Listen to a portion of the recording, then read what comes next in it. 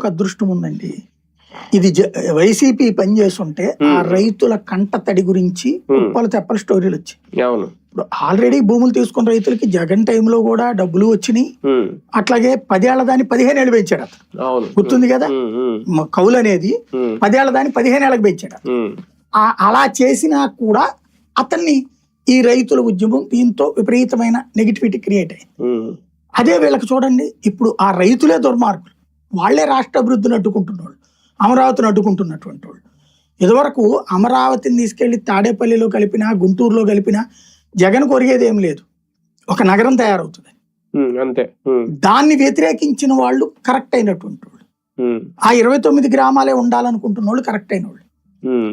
వీళ్ళు చేసేదానికి వ్యతిరేకంగా శాంతం సర్వనాశనం అయిపోతున్నట్టు ఇప్పుడు ఆ కుటుంబాలు. దారుణం అంటే ఇవాళ దాకా కడుపు నిండా తింటున్నారు, పిల్లల్ని పోషించుకుంటున్నారు, చదువులు, కొంతమంది పెళ్లిళ్ళకి కూతుళ్ళ కట్నాలకు ఇచ్చిన వాళ్ళు ఉన్నారు.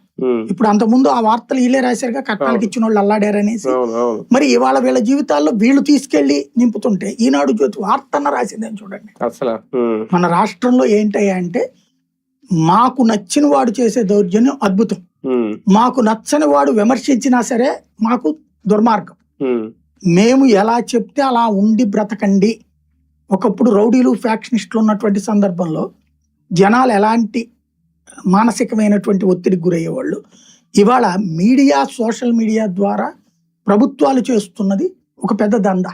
ఇటు రైతులు కోర్టుకు వెళ్తున్నారు, ఇటు భూసేకరణకి కోర్టు ద్వారానే డబ్బులు ఇచ్చి తీసుకుంటామని కూడా ప్రభుత్వం చెప్తుంది.